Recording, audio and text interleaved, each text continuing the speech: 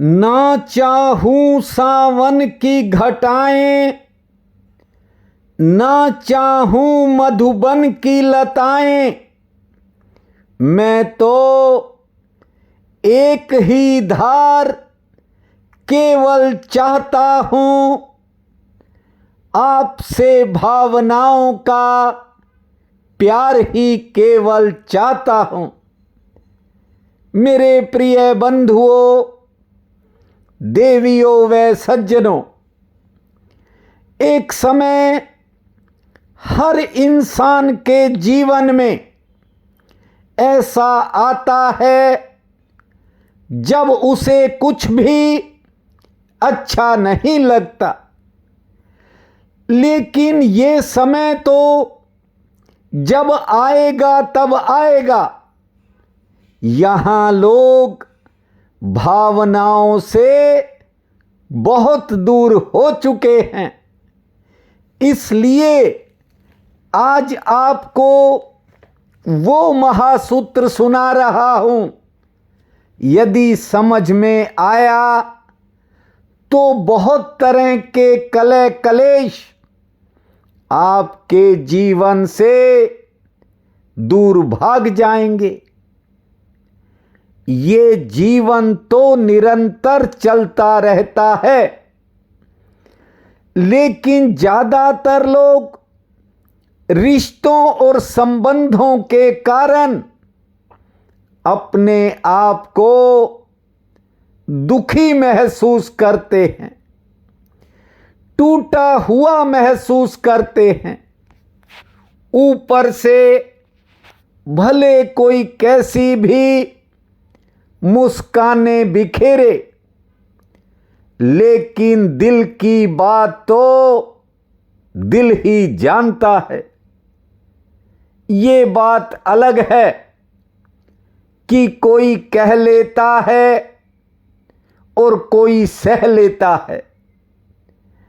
इस दुनिया में आदिकाल से ही सबसे अधिक मतभेद पति पत्नियों में रहे हैं। ये बात अलग है कि आजकल इस दौर में मतभेद उजागर हो जाते हैं। आदिकाल की बात मैंने इसलिए की, वेदों, शास्त्रों, ग्रंथों, पुराणों में जहां तक पढ़ा है, भगवान शंकर के भी अंबे पार्वती से मतभेद हो जाते थे। बहुत सी कथाएं शिव पुराण में आपको सुनाई, भागवत में भी बहुत सी बातें सुनाई थी। देखिए, कोई किसी को भी शादी के लिए चुन ले, एक दिन दोनों को लगता है कि चुनाव कुछ गलत हो गया। पुरुष सोचता है कि गलत स्त्री को चुन लिया, और स्त्री सोचती है कि गलत व्यक्ति से पाला पड़ गया। लेकिन वास्तविकता को कोई समझने का प्रयास नहीं करता। सती जो थी, यानी पूर्व जन्म की मां पार्वती, वो बहुत सी बातें ऐसी करती थी जिनके कारण अक्सर भोले बाबा से मतभेद हो जाता था। और अंतिम बार जानते हो, सती को मर्यादा पुरुषोत्तम भगवान राम पर ही संदेह हो गया था, और मां सीता का रूप बनाकर प्रभु राम के आगे पहुंच गई थी। ये कथा मैंने आपको पहले सुनाई थी, फिर थोड़ा रिपीट कर रहा हूं। जब वहां पहुंची तो करुणा निधान भगवान ने कहा, माता इस जंगल में आप कहां आ गई हो? आपने सुना नहीं कि रावण सीता को उठाकर ले गया? प्रभु के मुख से ये बात सुनकर सती को बड़ी आत्मग्लानि हुई। जब वापिस लौटी तो भगवान शंकर ने पूछा कि कहाँ गई थी? तो जानते हो, जो बात कही जा सकती थी उस बात पर सती ने पर्दा डालने का प्रयास किया था, लेकिन भगवान शंकर सब कुछ देख चुके थे। उस दिन के बाद सती को पत्नी रूप में स्वीकार नहीं किया। जानते हो, दूसरा जन्म लेना पड़ा था सती को अंबा पार्वती के रूप में। जो मैं बात कहना चाहता हूं, आज उसे ठीक से समझिए। ये जो घरों में, परिवारों में छोटी छोटी बातों को लेकर मतभेद होते हैं, यह आज से नहीं, कभी से हैं। महासूत्र कहता है कि दुनिया का कोई भी इंसान पूर्ण नहीं होता। कहने का मतलब यह है कि हर कोई हर काम में परफेक्ट नहीं होता। हालांकि नौकर चाहता है उसे परफेक्ट मालिक मिल जाए, और मालिक परफेक्ट नौकर तलाशता है। शिष्य परफेक्ट गुरु खोजता है, और गुरु को भी किसी परफेक्ट शिष्य की तलाश होती है। लेकिन ऐसा हो नहीं पाता। कारण यह है कि दुनिया का कोई भी इंसान अपने आप में पूर्ण नहीं होता। कोई कितना भी कर ले, पर कोई न कोई कमी रह ही जाती है। ये सूत्र आज इसलिए आपको सुनाना पड़ा क्योंकि 4 दिन पहले एक दंपत्ति मुझे मिलने आया था, और पति पत्नी दोनों का स्वभाव इतना उग्र था कि 40 मिनट में वे 4 बार आपस में लड़ पड़े, बहसने लग गए। यदि मेरा परिवार उपस्थित ना होता तो दोनों में हाथापाई भी हो सकती थी। हालांकि मैंने भी उन्हें ये सूत्र सुनाया और दोनों को अलग अलग महामंत्र भी दिया, लेकिन मैंने ऊपर से उन्हें जाते हुए भी देखा। तब भी उनके हाव भाव मुझे कुछ ठीक नहीं लग रहे थे। ध्यान दीजिए बात की तरफ। ज्यादातर लोग एक ही बात सोचते हैं कि मैंने गलत इंसान को चुन लिया। मसला ये नहीं है कि तुमने किसे चुना। सच्चाई ये है कि दुनिया में कोई भी पूर्ण नहीं होता, परफेक्ट नहीं होता। कोई किसी से भी शादी कर ले, एक न एक दिन ये जरूर कहेगा कि मैंने किस इंसान से शादी कर ली। एक न एक दिन जरूर सोचेगा इस बारे में। बात की गहराई को समझो। जिसके पास ज़्यादा पैसा होता है, ज़्यादा साधन होते हैं, या यूं कहो कि ऐशो आराम की बड़ी से बड़ी व्यवस्था होती है, उसके पास टाइम नहीं होता। और जिसके पास टाइम होता है, वक्त होता है, उसके पास पैसा या ऐशो आराम के साधन उपलब्ध नहीं होते।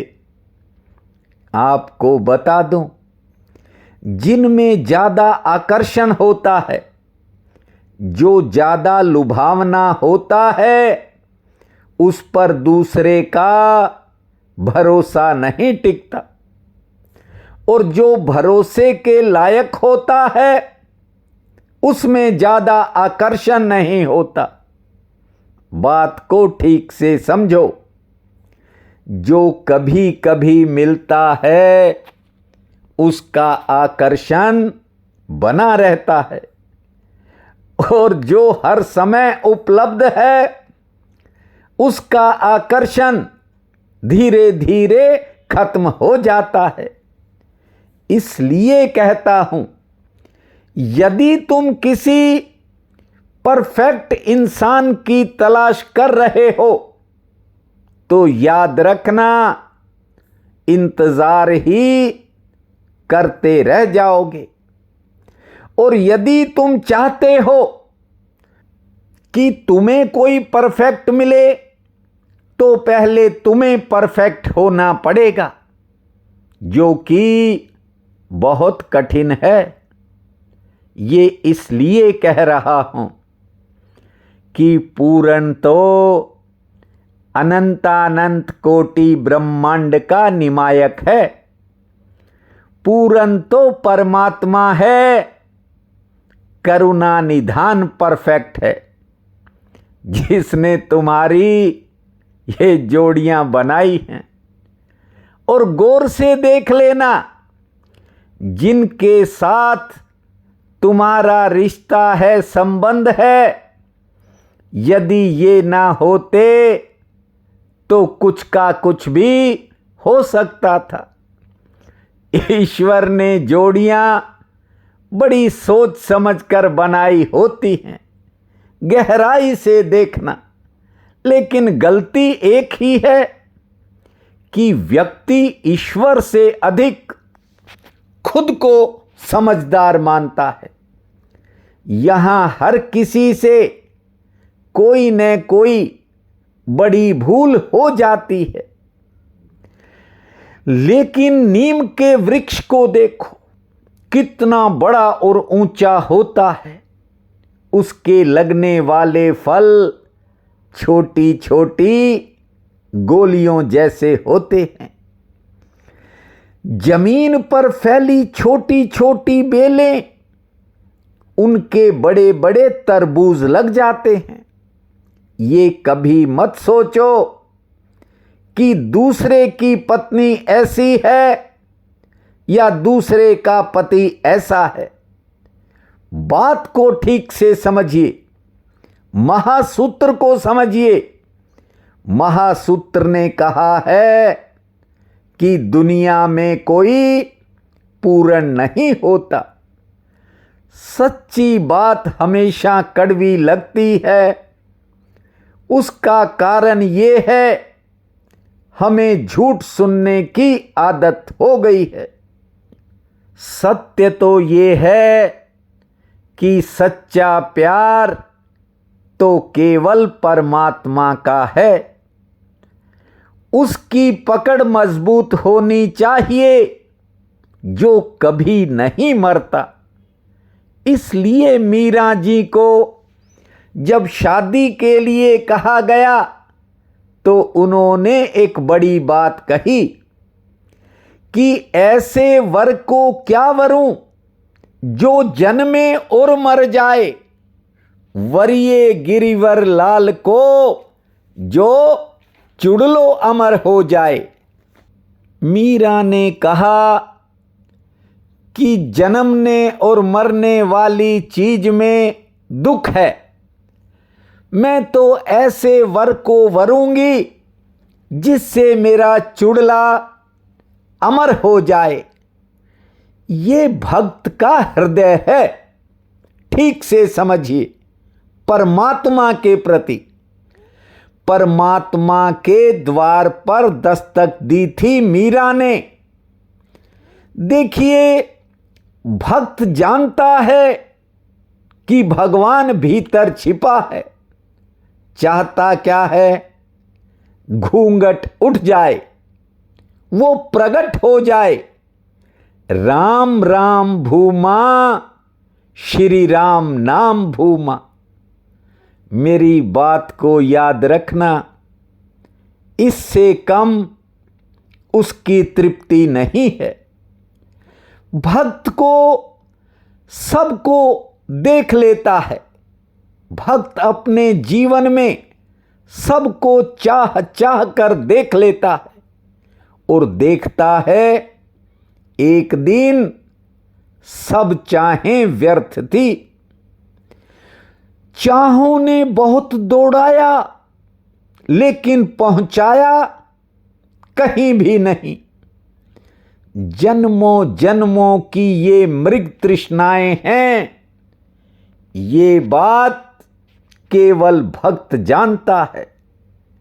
भक्ति अनंत अनंत जीवन जो चले गए, जिनकी यात्रा की, भक्ति तो उनके बाद खिला हुआ फूल है।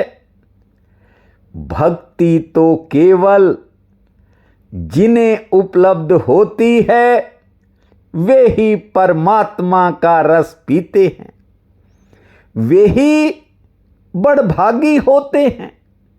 अन्यथा तो हम बार बार इन्हीं जन्मों के चक्कर में पड़े हैं। बार बार कोल्हू के बैल की तरह जो है चल रहे हैं। महासूत्र सुनते हो तो जीवन का थोड़ा निचोड़ समझिए। बाहर कोई कितनी भी आरती सजा ले, लेकिन जब तक भीतर का दीपक नहीं जलेगा तब तक सब बेकार हैं। आज चैत्र शुक्ल पक्ष की पंचमी है। महाभगवती का 5वां नवरात्र रहेगा।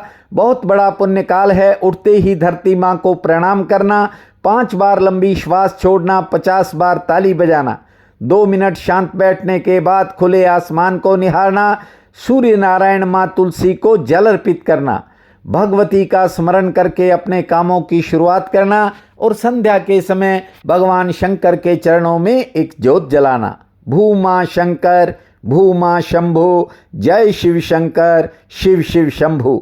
इस महामंत्र को जपना, समय आपका मंगलमय रहेगा।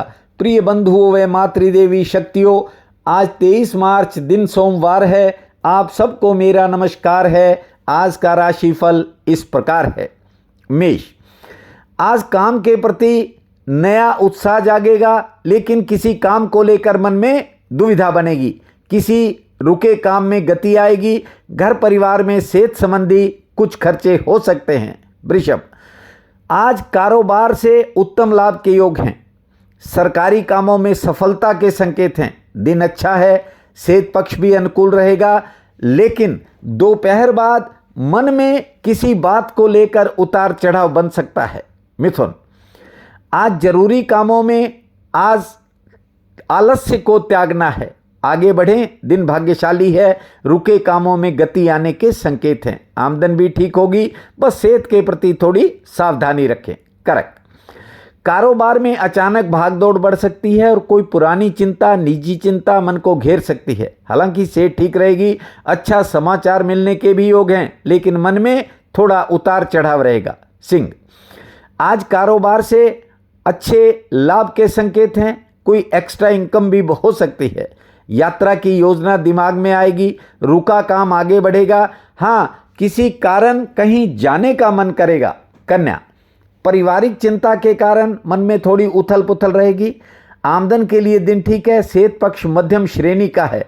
कार्य व्यवहार से आपको कोई फायदा मिल सकता है। तुला, आज किसी पुरानी मेहनत से फायदा मिलने के संकेत हैं। जमीन और कानून से जुड़े कामों में थोड़ा इंतजार करना पड़ेगा। कार्य क्षेत्र में काम का बोझ ज़्यादा रहेगा। सेहत आपकी ठीक रहेगी। वृश्चिक, दूसरों के कामों में आज आपका समय लग सकता है, जिस कारण कोई निजी काम प्रभावित होने के संकेत हैं। ध्यान से आगे बढ़ें, आमदन ठीक होगी, यात्रा हो सकती है। धनु, जरूरी किसी काम में आज आपको चौतरफा सहयोग मिलेगा, लेकिन कोई निजी चिंता मन को घेरेगी। हालांकि यात्रा लाभकारी रहेगी, पुराने संपर्क से फायदा मिलेगा। सेहत पक्ष भी थोड़ा नरम है। मकर, आज दोपहर बाद समय में बदलाव होगा। दोपहर से पहले का समय संघर्षपूर्ण रह सकता है। हालांकि कारोबारी समस्या के कारण मन में भी थोड़ी थकावट होगी, लेकिन बाद दोपहर अच्छा समाचार आने के भी संकेत हैं। कुंभ, आज कुछ कामों में प्रतीक्षा के बाद सफलता मिलेगी। यात्रा में थोड़ा परहेज करें। आज कोई नया अवसर मिल सकता है और किसी पुरानी मेहनत का फायदा भी आपको मिलने के संकेत हैं। मीन, कारोबार के लिए दिन सामान्य रहेगा। कोई पुराना काम आपका आगे की तरफ बढ़ेगा। घर परिवार की कोई चिंता मन को घेरेगी। किसी काम को लेकर दुविधा बनेगी और मेहमान आ सकते हैं। आज का ये दिन आप सबके लिए अति शुभ फलदायी हो, यही मेरी कामना है। आप सबका बहुत बहुत धन्यवाद।